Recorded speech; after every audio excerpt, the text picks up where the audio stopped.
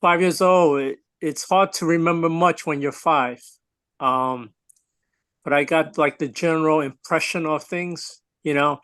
Um, One of the main things I remember that the my home was very busy with a lot of activities because my father's kung fu school was in our apartment. My memory then, as a child, it's bits and pieces. Uh, More like you get like impressions of things. As I mentioned before, it was busy, but in a good way. I felt there was a lot of kung fu going on. If, my home being the training place, training area, so there was a lot of classes going on, a lot of practice, and also uh, my father's style would be, do kung fu and hang out afterwards, or it would just be hanging out all the time with kung fu guys. So it was full of people, a lot of noise, a lot of sound, and I think that was perfect for me. It's like you growing up with the kung fu environment, so naturally I would be interested in kung fu.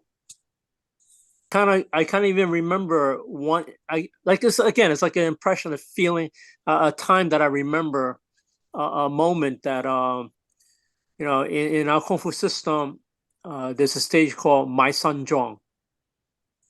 It's when two practitioners come together and they try their techniques.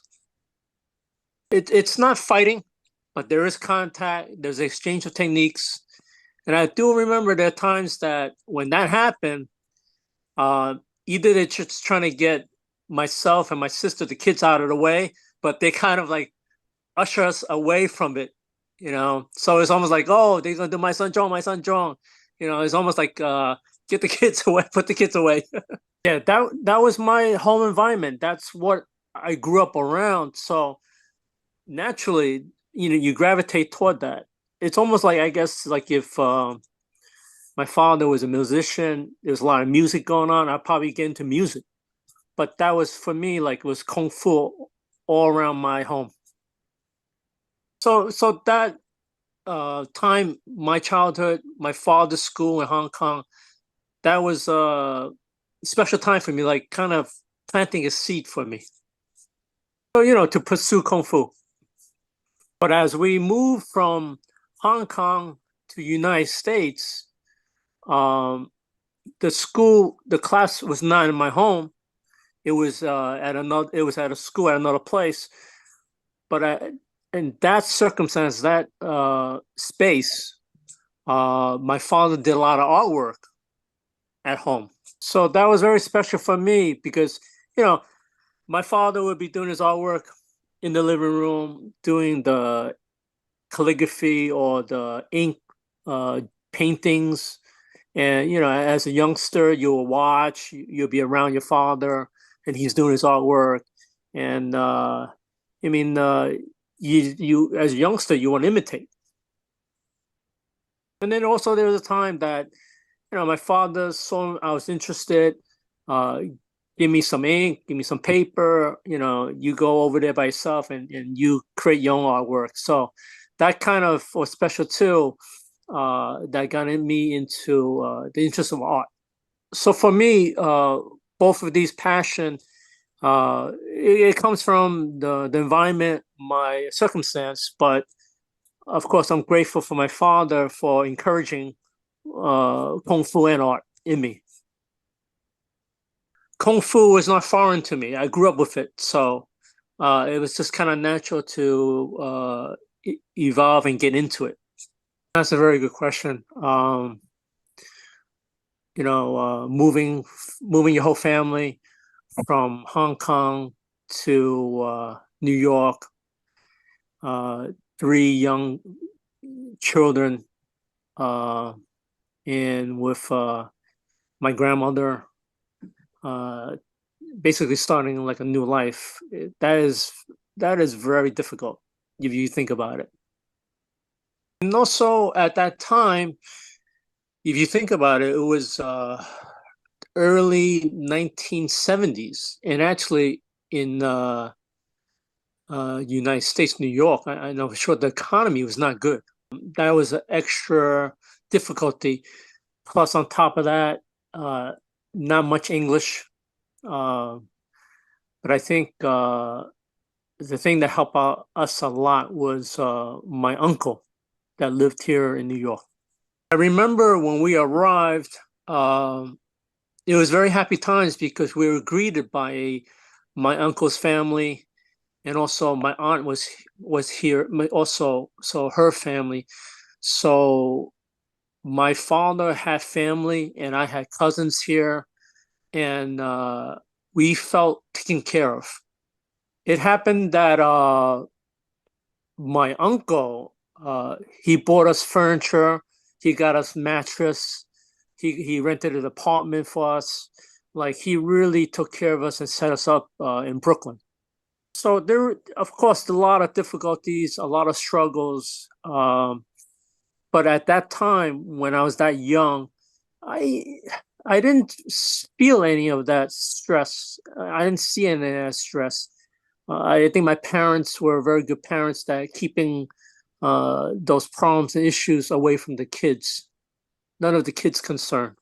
Um, what we had or what we didn't have, we just, uh, went on with our lives. But it was a very happy childhood. The family was together, close.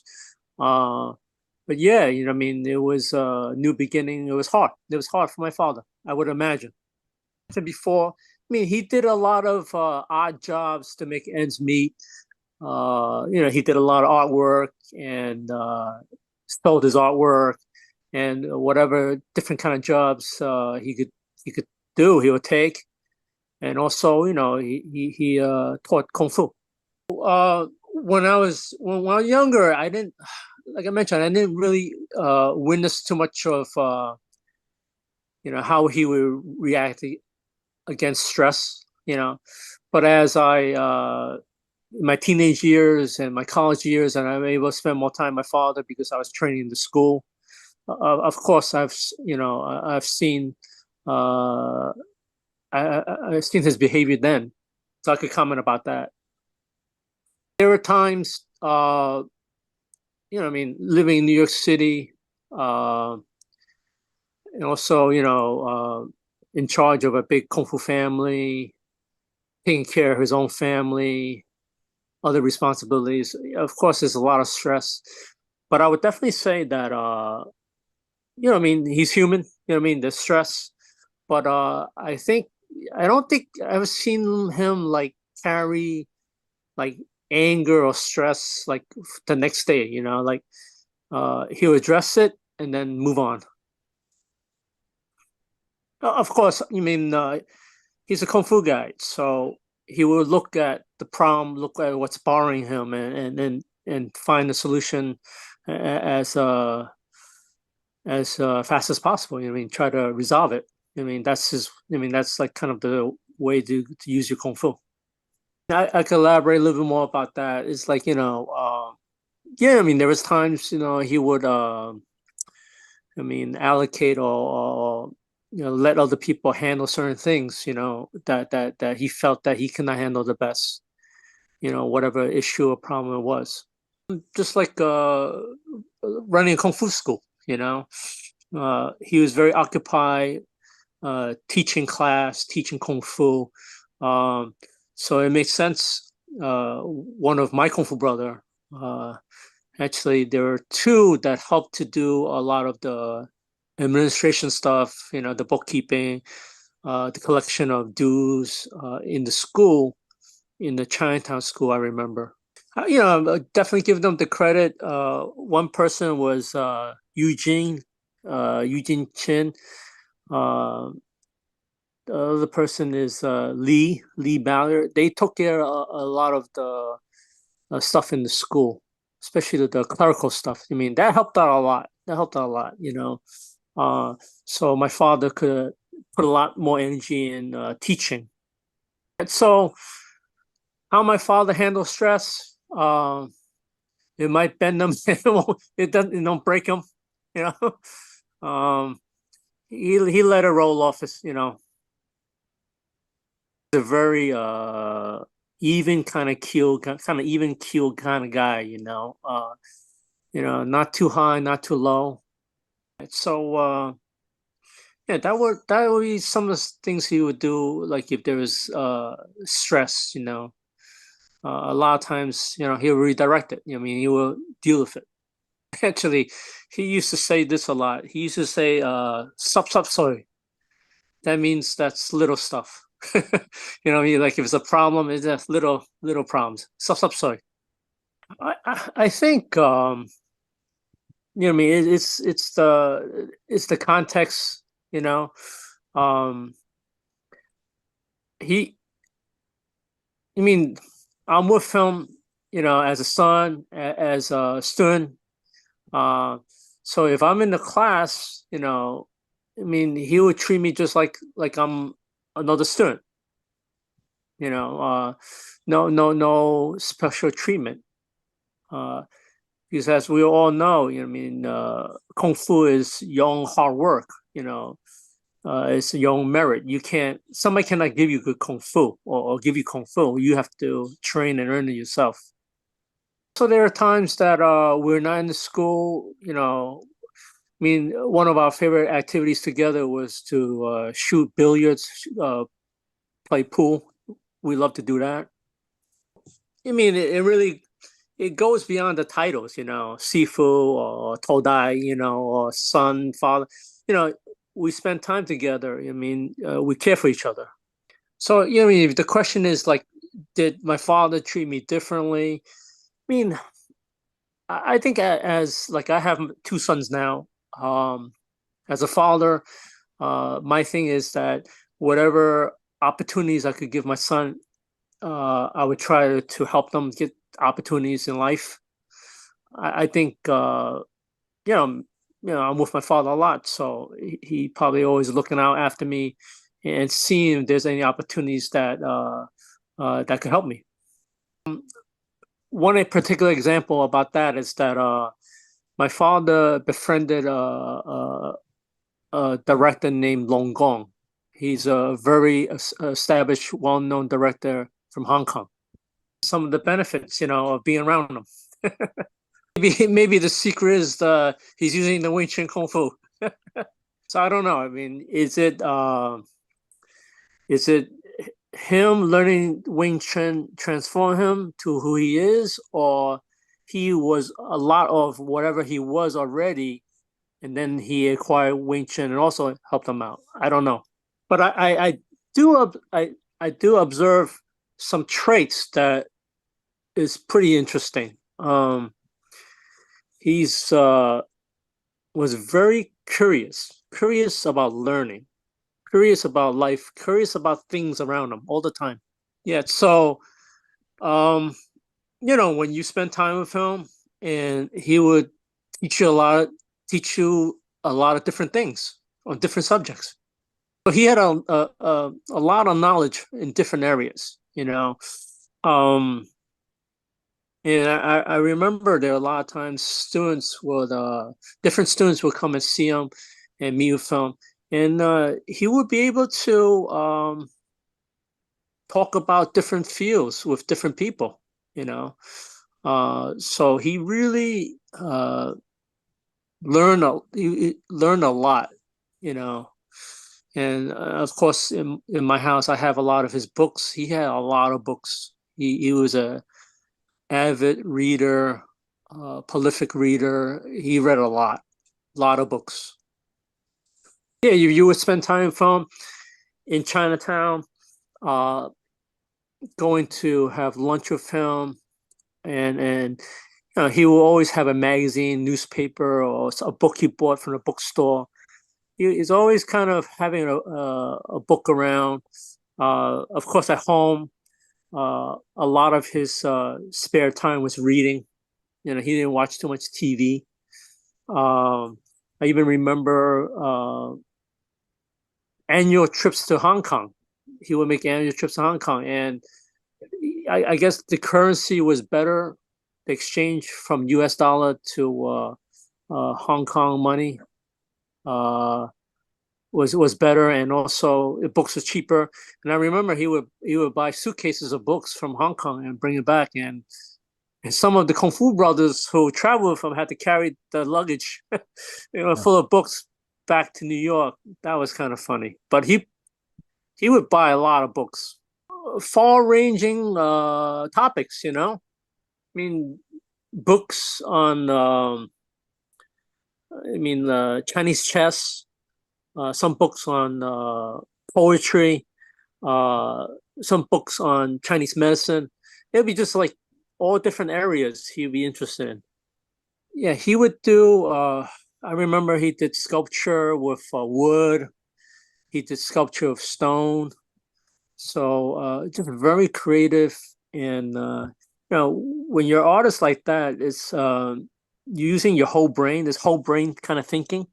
So he did a lot of art. So also, we talk about how he accomplished so much. I think he definitely was a system thinker. So it's his thinking is not just linear. He looks at the different parts and like in relationship with other parts. I noticed that because there are sometimes I was with him and he was learning something. Maybe he's learning a Chinese instrument, or he's learning something from somebody. And it was interesting to see how my father would approach learning, as he's a grandmaster, as he's a teacher, a Sifu. And it is very much system way of thinking, how he would break things, like how he would see things within relationship with each other.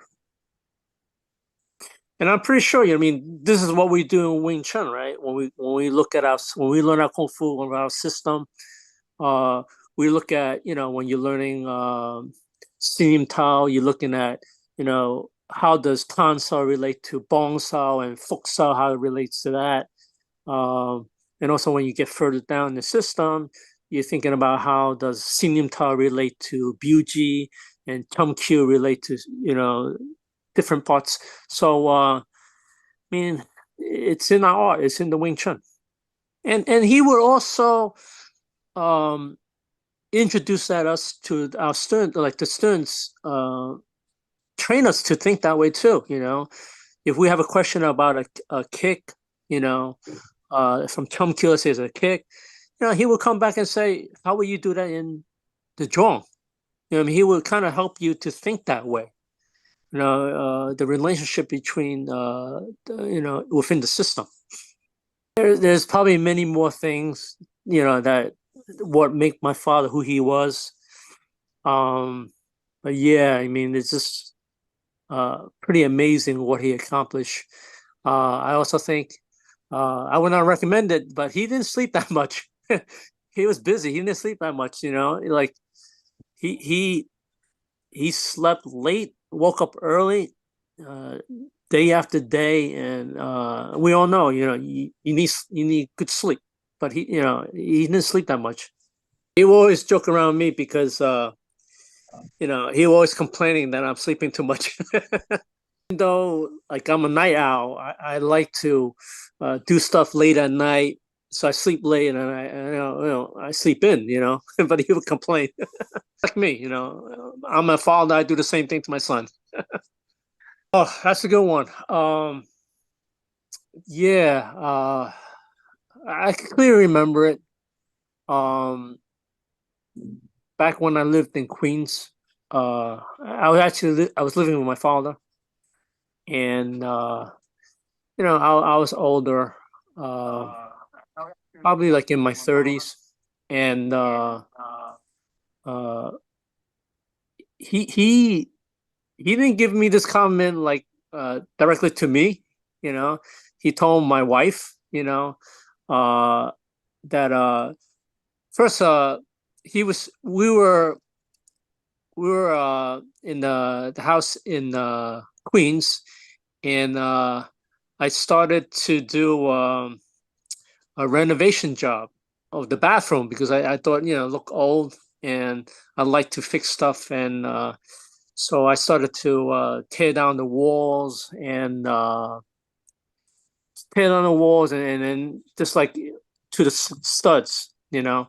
And then he came home in the middle of that, and he was like shocked. You know what I mean? Like he didn't like he was shaking his head. He didn't believe I did that. You know. And he actually he was kind of like mad. I was like, "What are you doing?" You know. To him, it seemed like I destroyed the house. So, but fast forward, finished his job. Uh, New tiles, new wall, and made the renovation job. It came out, I think, pretty good. And then he sort of, you know, he was like pretty impressed, you know. So he gave me that compliment of that, you know what I mean, that he was surprised that I was able to do that, you know, work with my hands like that. Uh, but also, I believe we were doing the pole book, you know, and up in the Queen's School, he produced a book on the Lok Guan, you know, and I was one of the models that played the pole, you know. So he knew my pole, you know what I mean? He knew how I performed my pole and played it. And also he complimented me on that. So I was, you know, very happy about that, you know, uh, about, you know, able to do renovation, fix stuff with my hands. But also he gave me a good compliment that he was very proud that I was playing the pole very well, you know. Um, and you know, if you know my father, he doesn't compliment especially kung fu, you know, a lot, you know, like, you know, so when you get a good compliment from my father, I mean, you get really happy, you know. um, so those are the things that I hold dear to myself, you know, that I remember, you know, from my father.